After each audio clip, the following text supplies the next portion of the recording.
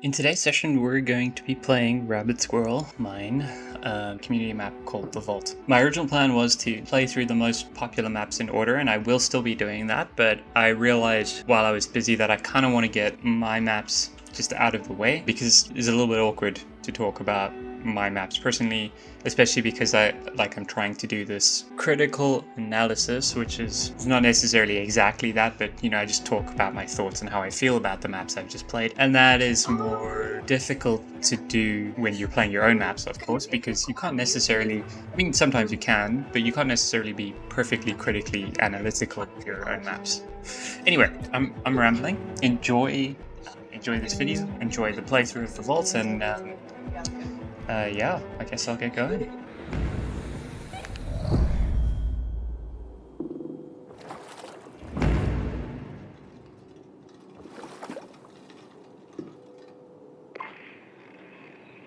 Okay, so you're probably seeing the text at the bottom of the screen now and this conversation that's going on. There are no voice actors. I think I mentioned it in the last session, but there's no way to import custom audio into the tools, at least not yet. And because there is no way to do that, of course, you can't, get voice actors involved and create custom soundtracks, and import audio and stuff like that. There were, I guess, workarounds, but they're not truly workarounds. Bob, another really popular community creator, he made Heavy Rail and Lost Shell and Duck Hunt and all of those things. He was able to import big videos, which is sort of like a way of getting audio in. It's like sort of cheating it in, I guess, if you want to call it that. But it's not perfect, mainly just because well, I say mainly. It's because on older consoles it doesn't actually work properly. I think it's PS4 and Xbox One don't handle those videos. So, and also they're big. It's like larger than audio files would be. So it's something that you'd want an official Techland solution for importing, beforehand. Right. Okay, so this map is huge, and I mean literally huge. It is one-to-one a recreation of Old Town, and because it is a one-to-one recreation, it simply did not perform well beforehand. So the vault is actually a sort of like a reworked and reskinned version of my map what remains of Old Town. That map was part of the winning group in the Return to Harran competition, and it's awesome. Like it's huge. It's like the entire map, the entirety of Old Town is recreated in Dying Light 2, albeit with a completely sort of like new skin. And by new skin I mean it's like destroyed and run down. And it follows the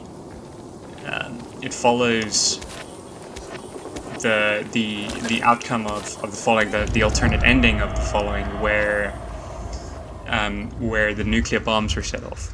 So there's two situations in which that happens as part of the following. The first one is when you find that truck on the highway and you collect the right key cards, you can access it, and that obviously triggers a nuclear explosion and ends the level, or ends the DLC early. And then of course there's the alternate ending against the mother. I think her name's the mother. Oh god. Where the sentient volatile, where she gives you an opportunity to end the virus once and for all by detonating the nuclear weapon. So this sort of follows that outcome. The nuclear weapon's gone off and it's completely destroyed Old Town, and there's nothing left, just just wasteland effectively, and a bunch of ruined buildings and stuff like that. So I got to spend time recreating that. Well, I recreated Old Town in this light, with this environmental destruction and stuff like that. And I hope you can see that it's relatively it's relatively highly detailed. You know, lots of like destruction, lots of like maybe this was the inside of a building at some point, but now it's the roof because there's no roof left, that kind of thing. And that was, I mean, the reason I bring that up, the reason I've been talking about this for like the last 5 minutes or whatever, is because that level of detail just at the scale of the whole of Old Town, just was not happy to run locally in the tools or whatever, and that meant that the map What Remains of Old Town wasn't able to run on consoles or even PCs well, for that matter. So it still thankfully placed really well in competition, because they acknowledged that I was limited by the tools and stuff. And now with the LED generation in and working, not like it's working. It's not working incredibly well, but it is working. And that allowed for this map to actually work. Of course, you see here that there's a lot of fog, and like your view distance and everything is really limited. And that's because the LED system, while it works, it doesn't look amazing at the moment. I've found ways to make buildings look better. There's like a specific way you have to put assets and stuff together to get it to look the best, to get stuff, the LODs of stuff to render properly. So now that we're figuring that out, and as community developers, we're learning how these tools work, where you'll probably start to see bigger, more performant maps because they're utilizing the LED system and stuff like that. But I feel like what was accomplished here is pretty freaking cool, because we've got a highly performant map running hundreds of thousands, if not, I mean, it might even be millions of assets at this point, and it's performing well, which is really cool. I don't think it's something that anybody else has done with the tools yet.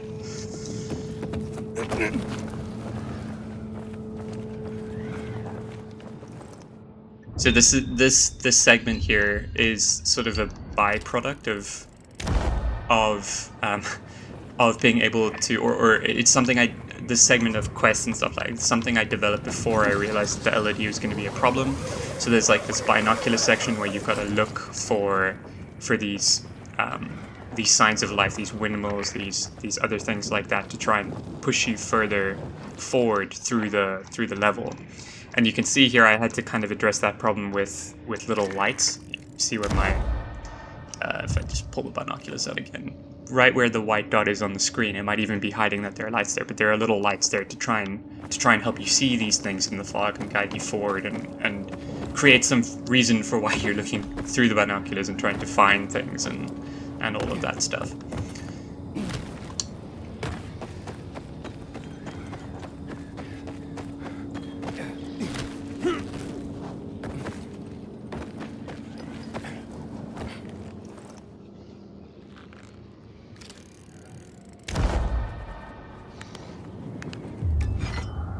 One thing I do quite like about the fog and the way this map is dressed and stuff like that is that if you use your survivor sense, you get this almost like bat-like echolocation of the destroyed city streets and stuff around you. It's this really cool effect of like revealing the map but not truly revealing it.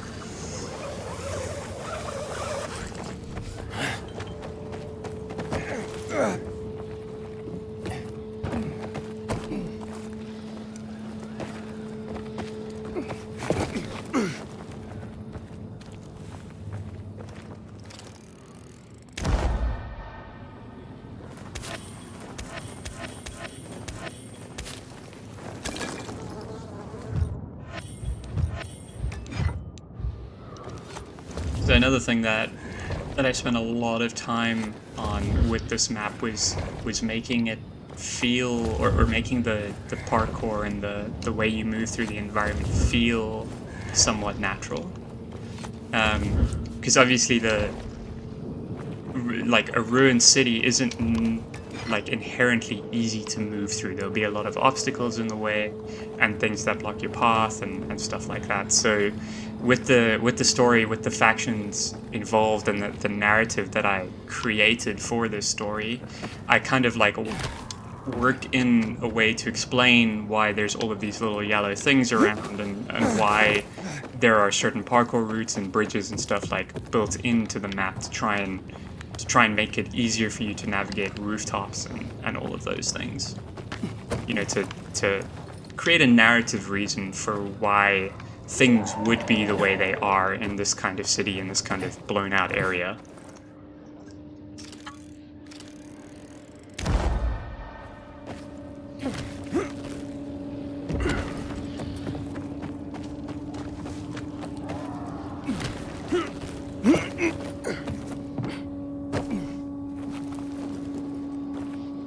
I do like the effect that these lights give off in the fog. It's got this really almost like alien-esque ship feel to it.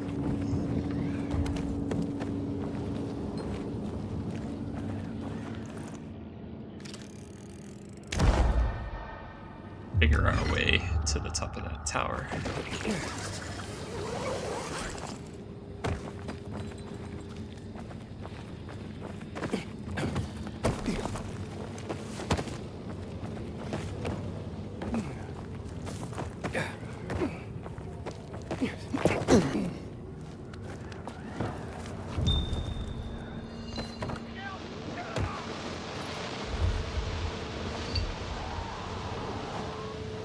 And this is our first sign of something being alive here, not just a dead zombie or a burnt out shell of a building. The sound of someone screaming for help.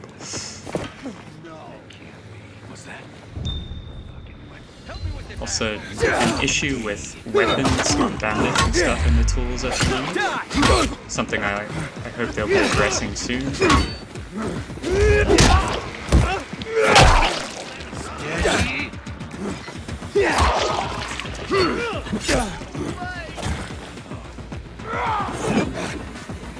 Need to find a way to deal with him even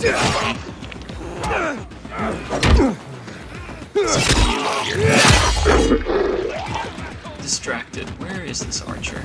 That's an archer. Probably up here somewhere. Prepare yourself. Where are you? There you are. Move along. You running for me?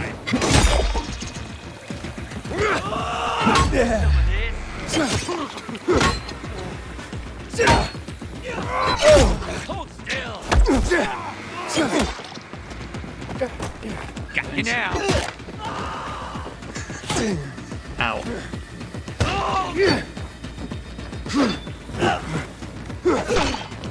Should be fine.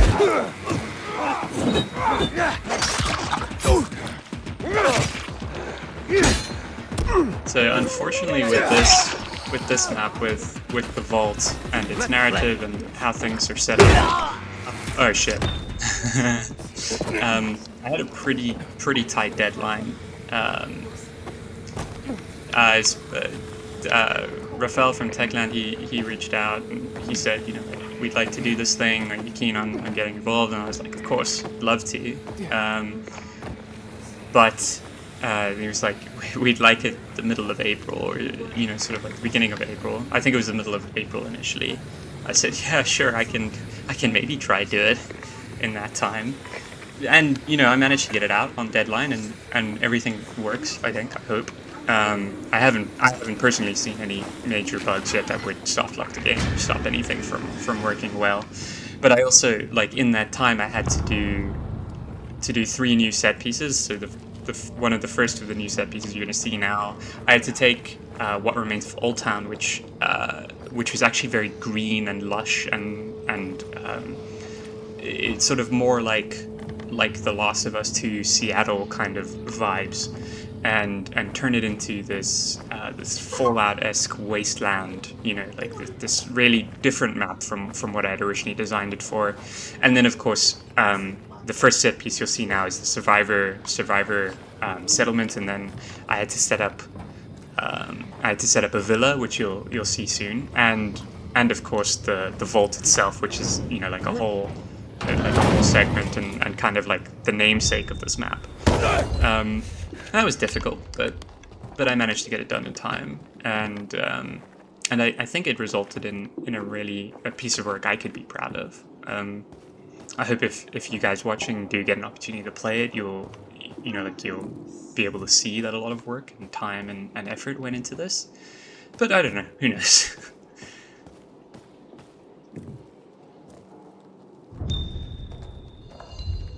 And this is our settlement.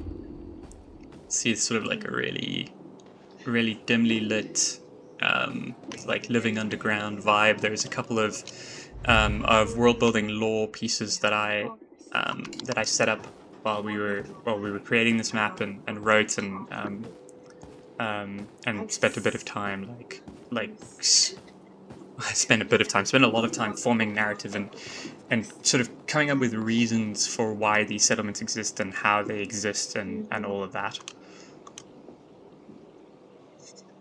And something that's unfortunate is so we're playing from the main game now, and that's where most of the people who play community maps will experience community maps, and those and from the main game there are some scripts that just don't work. Like, for example, one of the scripts I had that worked fine in the tools in the test harness changed the names of these actors so that they match the names that I had written for the narrative and the characters I'd created and all of that stuff. So here you can see it's reading as the Herald, but in the narrative, and when you speak to him, his name is Ame. So it's different.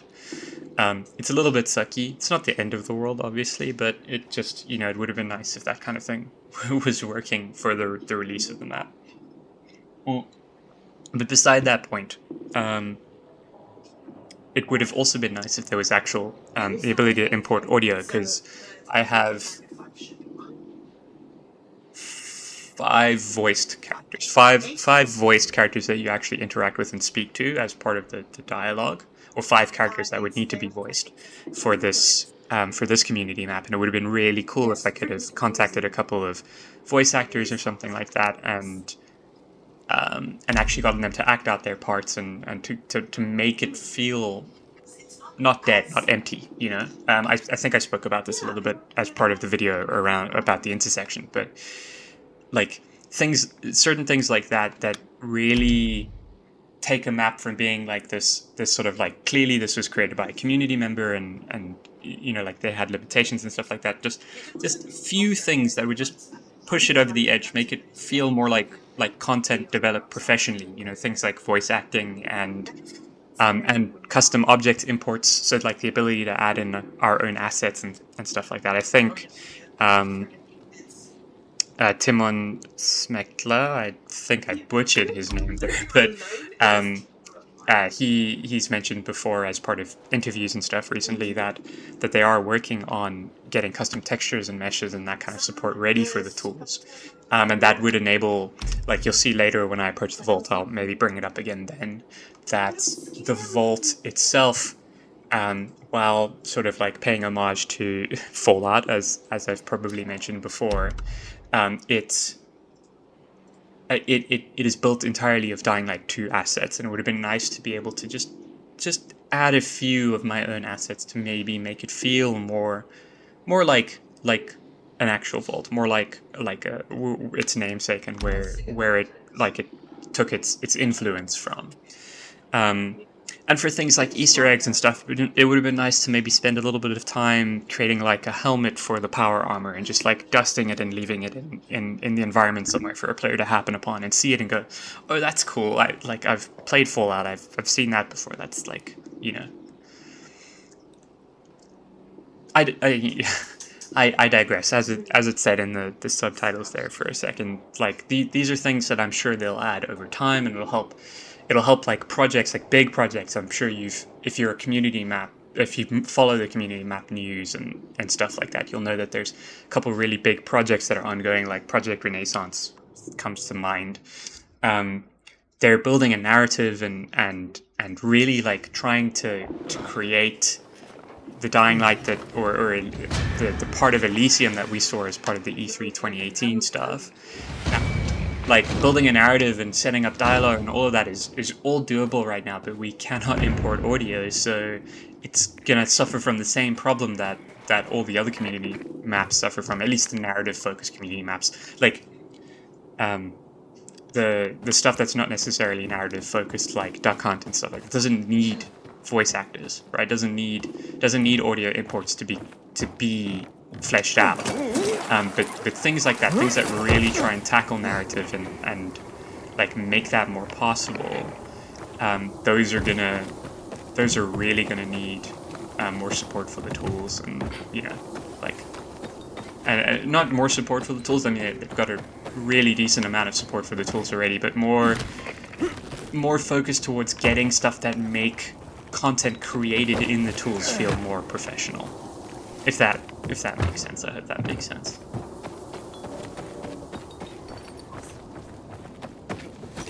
Oh, that's probably gonna knock me off. No, we're good. We're good. Nice.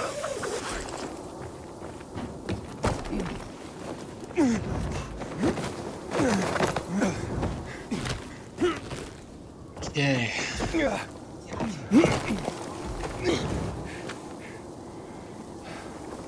Across the street at this point. Oh god. Well, another thing, unfortunately, due to the really tight deadline of the vault, is I wasn't able to implement ground radiation in time for the release.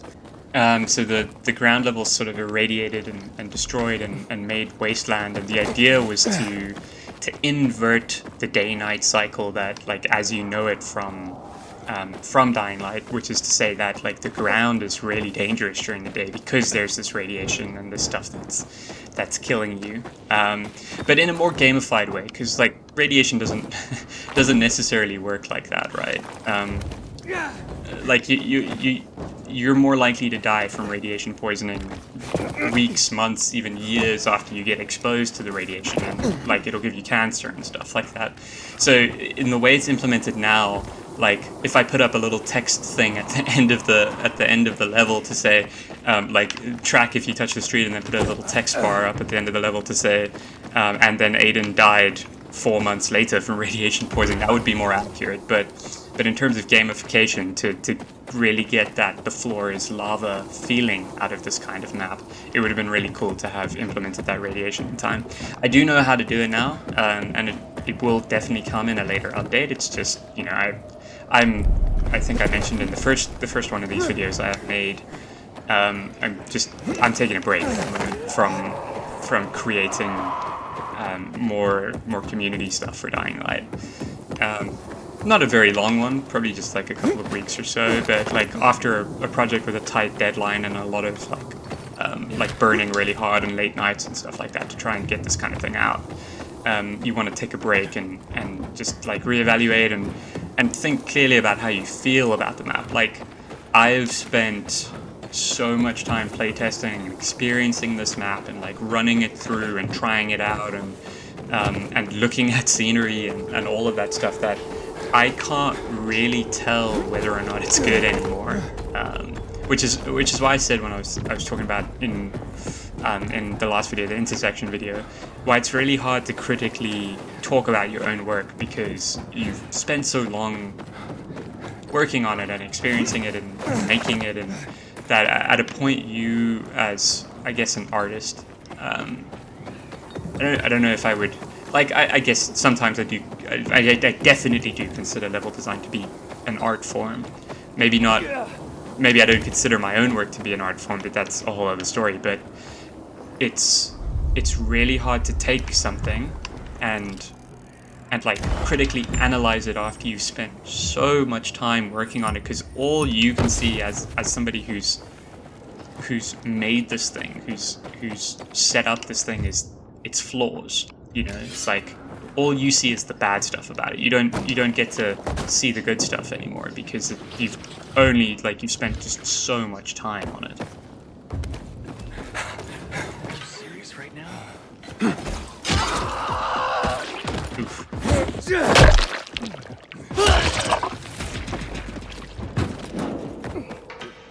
And so this that we're at now is the second major set piece.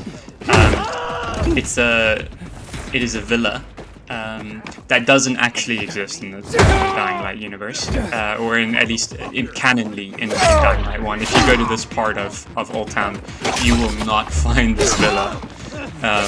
But it's something that sort of thematically made sense. It was part of the brief that I got from Techland to work on and to like try and really like build up, I guess, the narrative and have reason for players to go to certain places and explore the town and stuff like that. Is we needed certain like points of interest and stuff like that to really get to make sense, or to make it make sense why you're moving from one part of the town to the other. And granted, like I really enjoyed Villa and like putting it here and like placing it such that it makes sense that it wasn't necessarily completely destroyed in the nuclear blast. But it's, I mean, like I guess I'm rambling now. But the reason it's not, the reason you may not recognize it from the first Dying Light game is because it wasn't there. Oh, sweet. Okay, that's everyone taken care of up here. Down we go.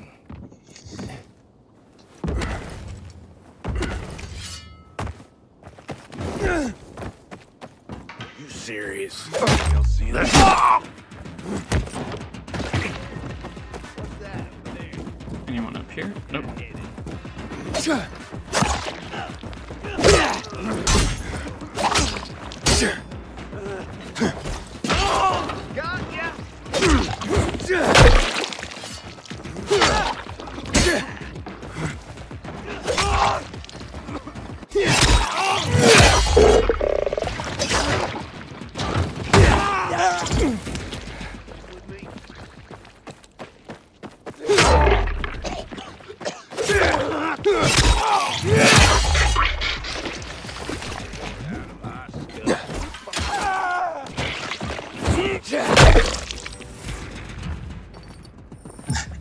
I don't know if you saw that happen, but that was a bug.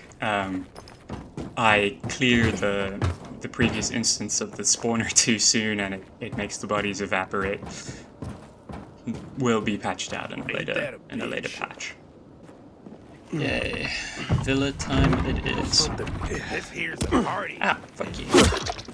So, this is also another bug that that I wish I had time to figure out, but you'll see now. As I enter the villa, suddenly no fog.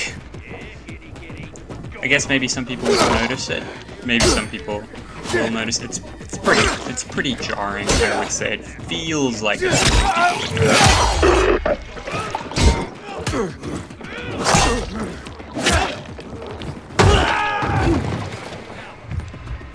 Let me help you guys up with some of that. It's trying to fucking hit me with arrows. So maybe something cool about this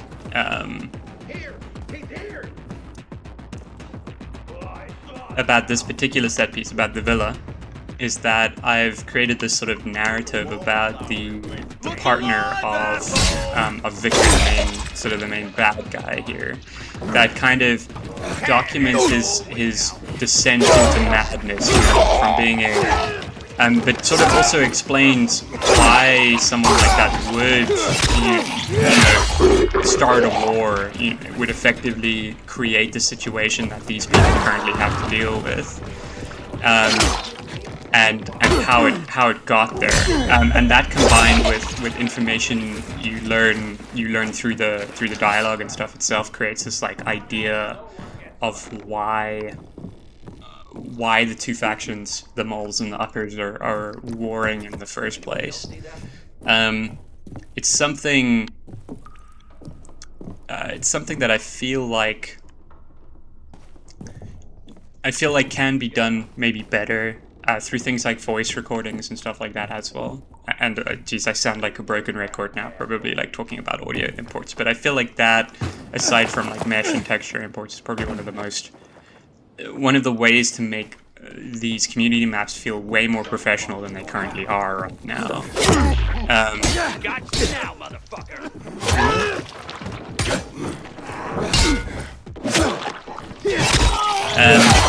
But yeah, it's like it is something that that The Last of Us, You're dead.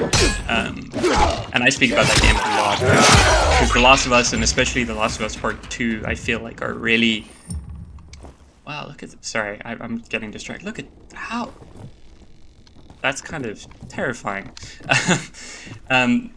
Sorry, I was saying that The Last of Us and The Last of Us 2, I feel like are really good examples of how to world build appropriately and how to spend the right amount of time working on making the world feel lived in, to make it feel like a place you're going through actually had survivors and reason for being there. You know, I think the section where you, right after you've escaped the bandits and in man, I can't remember the name of the town, but you fall into the river, and you lose sight of Ellie and get knocked out and wake up on the beach, and then you move with Ellie and the two brothers through the sewer system. I think they're called the Letters of Ish or something like that. That section sticks with me because you could completely miss it, right? If you're playing a narrative game, you could skip right past the Letters of Ish segment and not even notice that you've done it. But you'd miss so much if you do that, because there's like this whole beautiful narrative like built into that section. This narrative that if you read all the notes and you follow it through, you kind of like walking through what happened in reverse almost, and getting to the point where it's like, oh, this is why this is closed off. This is why nobody's in these sewers. This is why this place isn't livable anymore. You know. Anyway, I'm getting distracted. This is supposed to be a playthrough about the vault.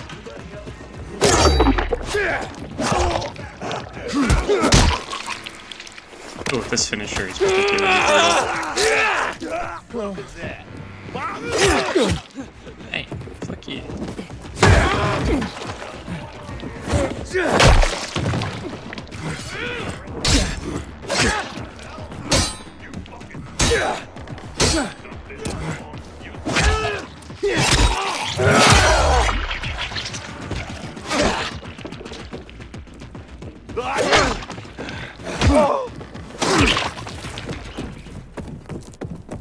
You kidding me? You fucking Bring him to me. And stomp on his head. Problem solved.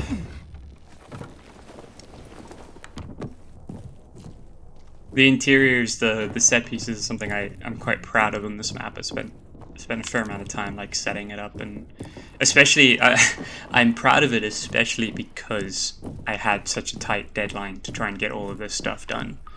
And I think I did a pretty good job to blow my own horn.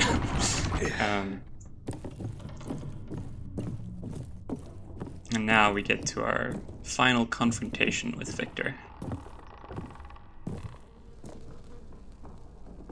So there again, you see the actor is Demoulin, when his name should be Victor. So I mean, there are some limitations there, and maybe some stuff we haven't figured out about the tools yet, like learning whether or not we can create new actors with the character models and stuff. Although I have a feeling that kind of thing's maybe not supported by the tools yet. But broken record.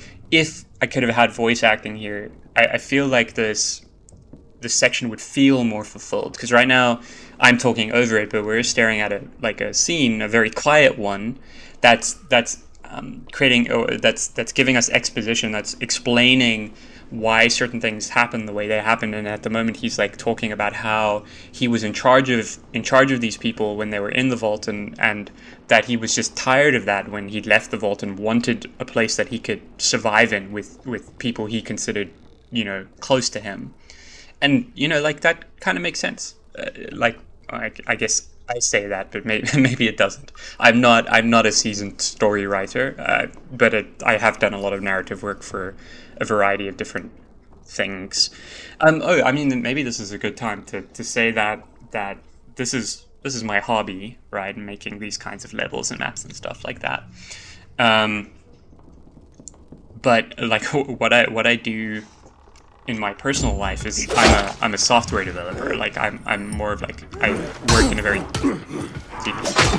a very technical space, not necessarily with like creative work. It's more like very structured, very logical, very organized things. So the creative writing I've done, like I've taken a creative writing class and I play D&D and I'm currently DMing one of my first Dungeons and Dragons playthroughs as a dungeon master. I've played Dungeons and Dragons before, obviously. So like I've taken a lot of cues I've learned from seasoned DMs and like other like YouTube videos I've watched and all of that stuff to try and make narrative more of a part of these kinds of things, to make the experience believable, you know, to a degree. Obviously it's a video game about zombies, so and parkour. Like, it's a really cool combination, not necessarily the most realistic thing you've ever seen in your life, right? But you know, like all of these things, these cues, the stuff I've done to try and make my work as palatable and as professional as possible. I mean, like because I'm, as mentioned, I'm a software developer. I work full time. You know, like I spend my 9 to 5, or well, I mean in my case it's like 7:30 to 4 o'clock. But you know, like my 8 hour day with a lunch break or whatever, working on very technical, very logically focused tasks, and then I come home and I do this for fun.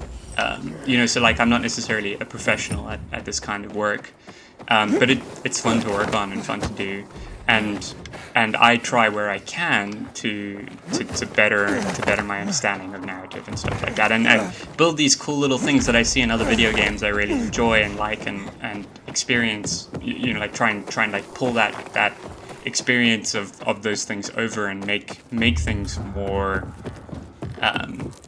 professional, more fleshed out, and that is why I would like the opportunity to try and do that as best as possible. Like I have very limited well, I can't go through there. I've had very limited experience working with voice actors. Before I started modding for Dying Light 1 way back in 2015 or 2016, I can't exactly remember, but before that, I modded for Arma 3, and obviously between Dying Light, I've been modding for other various games. I've written mods for Dying Light and Sons of the Forest, which is a survival game, before, and I do that kind of stuff because I know how to do it and I enjoy doing it. But I have very limited experience with voice actor work, and it would be nice to be able to get more experience by actually doing, and you know, and that is not something that we can do, at least in this context at the moment, because there just is no support for it at the moment. But okay, I've spoken about this a lot now. I'm gonna shut up about audio imports, because Techland knows that we wanted. I know that we wanted. You at this point have had it beaten into you that we wanted. So I'm not gonna spend too much more time talking about it. But yeah, so the inspiration of this map of the vault comes. I mean, I spoke about it earlier, but if you haven't seen by now, is Fallout. And Fallout is a game that, interestingly enough, like I played a fair amount of New Vegas and a little bit of Fallout 3 at a friend's place, and then I've played Fallout 4. Well, more specifically, I have started Fallout 4 a lot. Like I've started it and restarted it a lot, because what I end up doing, like probably most other people like me who like to make mods and like to play with mods and stuff like that, is I've spent a lot of time trying to mod Fallout 4 and to get it into a, you know, like the perfect position for a game. And that's not necessarily,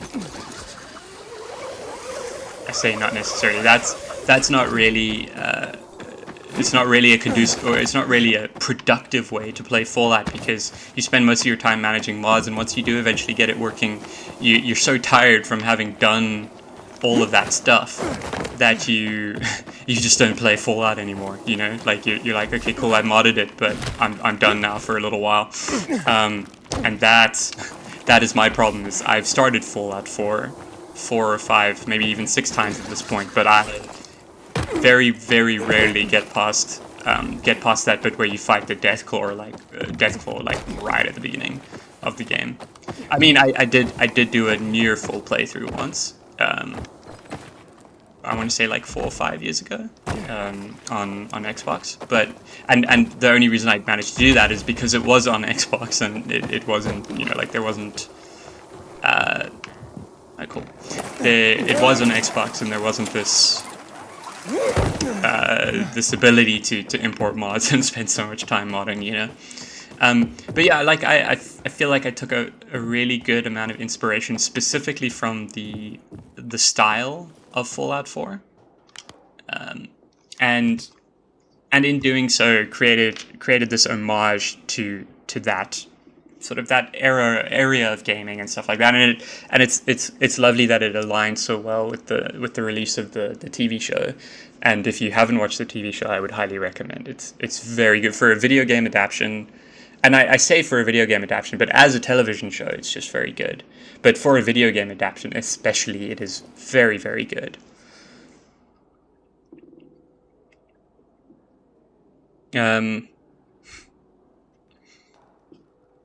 Talking like this effectively to yourself while playing a video game is hard.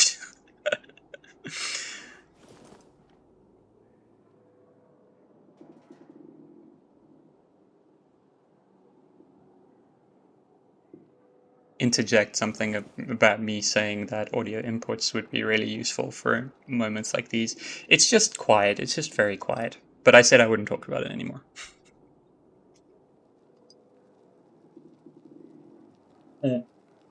So something I tried to do with, because this is really the first time I've spent a lot of time working with dialogue editor in the tools. Something I really tried to do with the dialogue and the notes and stuff like that as part of this project was have the dialogue and stuff inform the player, inform you as you're playing it about where to go, about what you're looking for, about why you're looking for it. And do less like icon following, like less like golden icon on the screen, follow that icon until you reach your destination, and more the story is trying to tell you where to go, is trying to inform you of how to get there, and then using what you found out from the narrative to get to the place you're trying to get to, you know, which I feel works to a large degree. But it's still not perfect. I'm still trying to figure out how to, I mean, maybe this isn't the right map for it, because it is kind of an open world map. Not kind of, it is an open world map. There's just like it's open world in layout, not necessarily in like open world game functionality. Like I haven't gone and implemented encounters and side quests and stuff like that.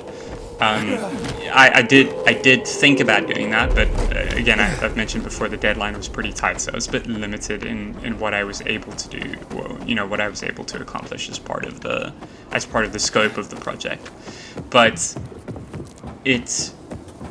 because it is inherently open world, trying to figure out how to guide the player naturally to where, like, to the next objective, to where you want them to go, without popping up a little icon on the screen and saying, "Hi, here is your objective now," is quite difficult to do, I think. It's done quite well in a lot of games, including Dying Light 2, by means of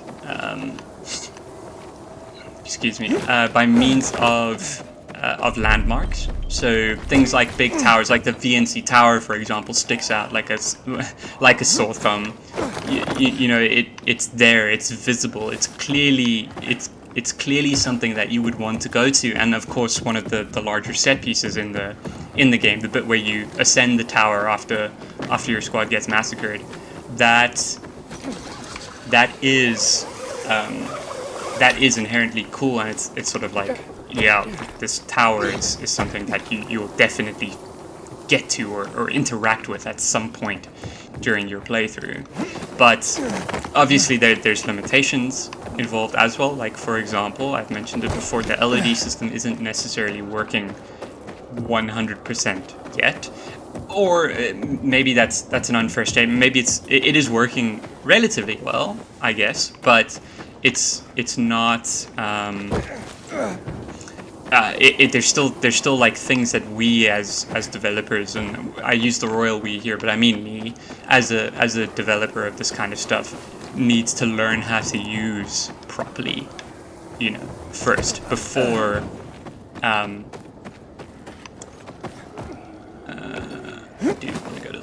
But before before we say that the devs haven't spent enough time working on the LED system or stuff like that, like the LED system works and it works reasonably well. It's just there are certain parts of it that don't necessarily work how you would expect them to. For example, if I take a look at that wall, it's cubed out at the moment, which is not exactly what you want to see, especially if you're looking at something from a distance. So there's probably like techniques and things they know, or like ways they build prefabs and stuff like that don't that avoid certain things that cause the weird blockiness of those certain structures and stuff like that allow the LED system to do its job properly. That we just haven't spent enough time with or don't know how to do properly yet, So I'm not trying to be too critical of the dev team. They're doing their best, and it's wonderful that we have these tools to begin with, But it's like certain things like that make it very hard to try and guide the player to the right place, because we can't just necessarily make the whole map visible. And I mean, for example, this particular quest involves entering a military tunnel that was inherently supposed to be hidden. So how do you guide the player there, like naturally, without putting the big yellow square diamond marker thing on the screen? It's not necessarily easy to do. But I'm rambling now. These are problems that we as community developers will eventually figure out, and it's something I'm sure that the teams working on the bigger project have got in their minds at least, and are looking to sort out at some point in the future, or at least figure out how to address. I know, like, this community has some, at least this community of developers has some very, very talented, very clever individuals that know how to make certain things happen. Like if you play community maps, you probably would have heard of Bub, because he's made stuff like Lunar Heist and Duck Hunt and his first one, Heavy Rail, and those maps, they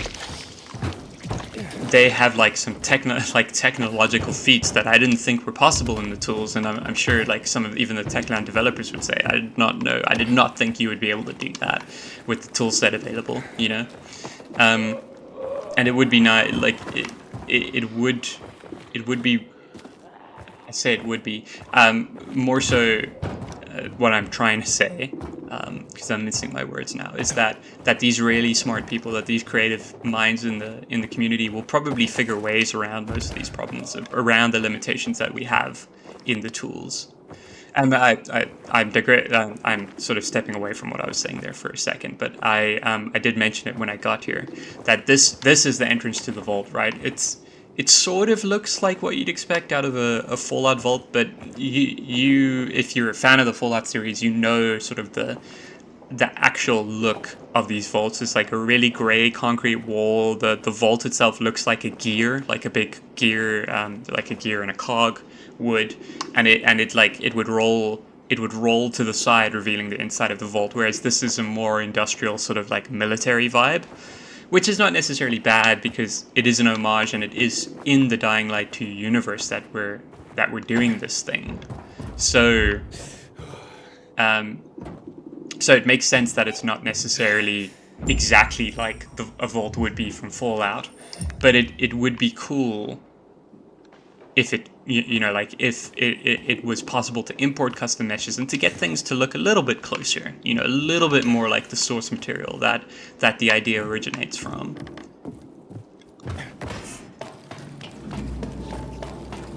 down the elevator we go.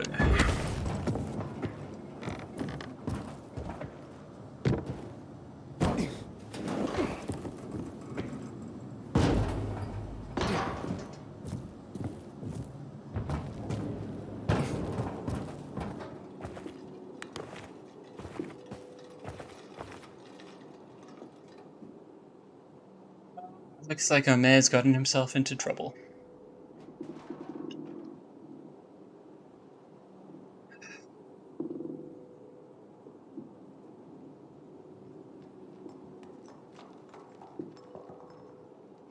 These dialogue sequences are something that I personally have felt I could have, like, if I'd had more time to work on this project, and I will obviously have more time to work on it in the future, but obviously, as I mentioned before, there was a deadline. If I'd had more time to focus on this project, the cutscenes in particular, these dialogue sequences are something that I would have spent more time on to make them feel more natural, to make them feel less static. I think that's something that in the most recent update, in the update that added nightmare mode, they changed a bunch of cutscenes and made them feel more natural. Like that, like that's something I wish I'd had time to do as well.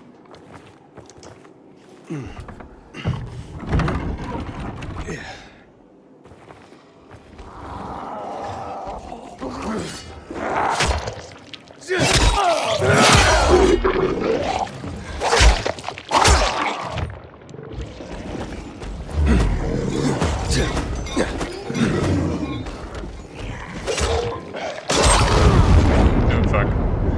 Oh, that's gonna do more damage to me.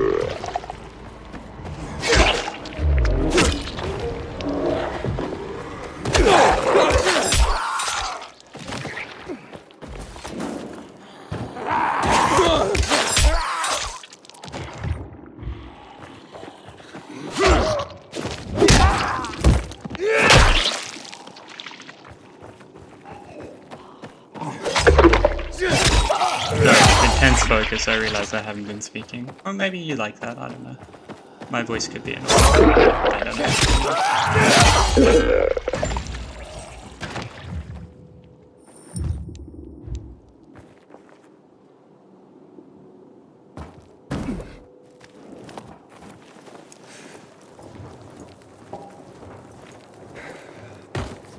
Power puzzle. I actually really enjoyed most of the power puzzles, especially that long one. Man, what was the name of that district in Dying Light 2? I can't remember. It's like Old Town, sort of in the central loop, and you have to like do swimming sections and stuff to finish the power puzzle. I really like that. I know for some people power puzzles aren't necessarily their idea of fun, but I think they're cool. I like that they, at least in some cases, make you think, especially about movement, like which way should I go? How should I move that way? Am I going the right way or the most efficient way to complete this particular thing, you know?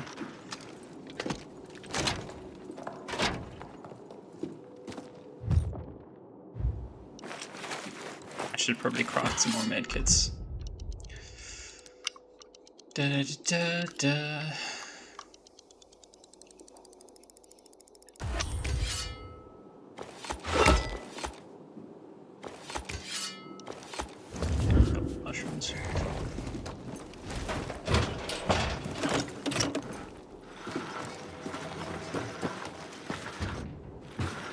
So I guess this is like, and I might be speaking to myself here if there are basically no viewers, but if you're a dev, if you're like one of the community devs, or if you're someone that's really interested in how games are built and stuff like that, even as just like a casual player of games, how do you feel about puzzles in video games? Like I remember a lot of puzzles from things like Half-Life and Half-Life 2 and stuff like that, because that's sort of the games I grew up playing. So like the nostalgia around that's better. The nostalgia around those kinds of games and stuff like that are really, like, they drive the kind of games I want to develop and the kind of levels I want to make and stuff like that. Because those things are so integral in like how I learned how to play video games and stuff like that. Like, I find them interesting and exciting and whatnot when I play a video game that has this kind of puzzles and stuff built in, especially physics puzzles, which I think we might be able to get right in Dying Light 2. I'm pretty sure it's possible, because there are a few different kinds of physics objects and stuff like that you can use. Those kinds of things are really cool. But I guess if you are watching, you're interested in leaving a comment. What do you think about puzzles in video games in general, especially non-puzzle games? Like something like Portal is a puzzle game, so obviously you expect puzzles to be there. But if you played something like Dying Light, like where the objective is to hack and slash and stuff like that, how do you feel about puzzles being present in those games?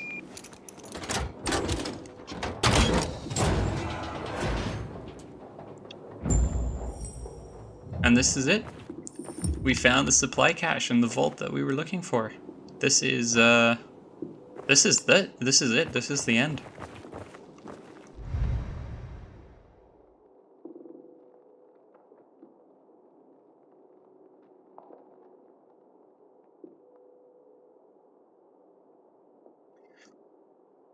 So Suleiman, as mentioned here, if you play Dying Light 1 and you're familiar with the lore, that's Ryze's name, his actual real name, before he got his, like, I guess gave himself his warlord name of Ryze.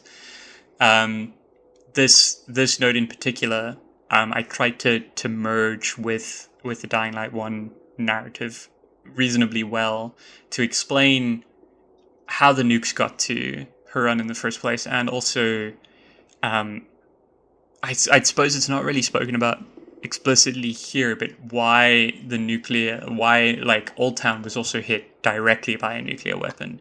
But ultimately, the idea is that the Ministry shipped all of these nukes, here, to Old Town, to Harran in general, but to Old Town and to the slums and to the countryside, the following, where you encounter them properly, is because they were experimenting. They were experimenting on the zombie virus here, and they needed some sort of insurance policy that if something happened, that they could deal with it in a somewhat safe-face way, I guess. Like, a nuclear accident happens and everything's wiped out, but ultimately, from the Dying Light 1 narrative that didn't happen. Anyway, so that was the vault, and that was us experiencing the vault, and I guess thank you for watching, and I suppose here's the time where I talk about it. I've spoken quite a lot actually during this video, so I think I got most of what I wanted to say about the experience, like, through the video. But I will say that I had a really, really fantastic time working on the maps, or on this particular map, on the vault. If you enjoyed the video, leave a thumbs up. If you didn't, leave a thumbs down. If you have opinions, leave a comment. And I don't know if I'll be answering comments. It depends on how I feel, I guess. But if they're interesting, might have a chat down there. But anyway, have a good one, and I'll see you in the next video.